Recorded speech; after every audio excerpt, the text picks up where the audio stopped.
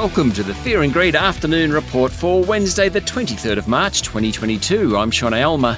Every afternoon we bring you the 5 news items that happened today that you need to know about. Let's jump into it. Story number 1. It was a good day for the local share market, with the S&P ASX 200 finishing up 0.5% to 7,378 points.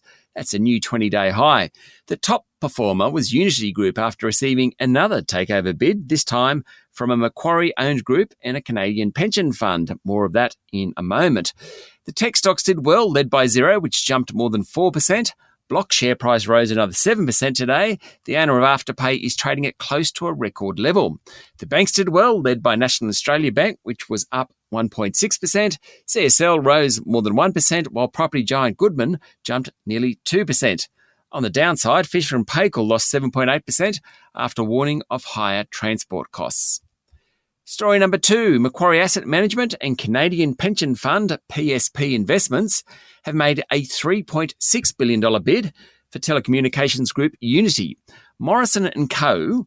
has already made a $4.50 a share bid for Unity, and at $5, this one today appears to trump it.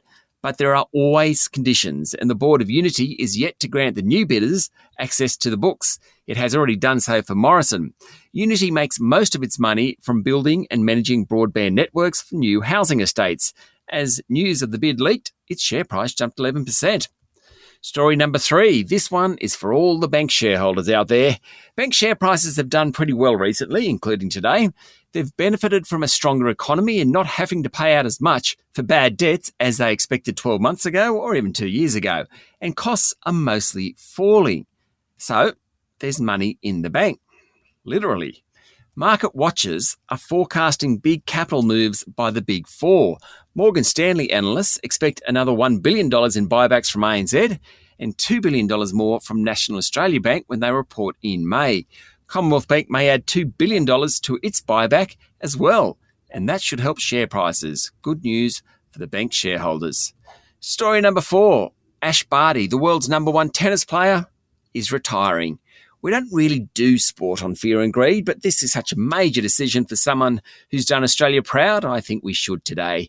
Ms. Barty is just 25 years of age and has won 3 Grand Slam titles, including Wimbledon last year and the Australian Open this year. The other was the French Open back in 2019. She's also played very high-level cricket, has been a proud representative of her Indigenous heritage, and really deserves a great post-tennis life. Good on you, Ash. And story number 5, US President Joe Biden is pushing for more sanctions against Russia from European countries and will soon announce the next phase of military assistance for Ukraine. It comes as the European Central Bank says cryptocurrencies are being used by Russians to evade sanctions. The volume of rubles being converted into cryptos has risen to its highest level in almost a year. On the ground, there's been fierce fighting in the southern city of Mariupol. According to reports, Russian forces are being held out, but the city has been decimated. Russian forces have also advanced into the suburbs of capital Kyiv.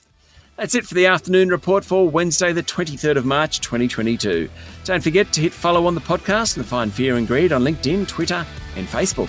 Join Michael Thompson and I tomorrow morning for the Thursday Fast 5 by Fear and Greed. I'm Sean Aylmer. Enjoy your evening.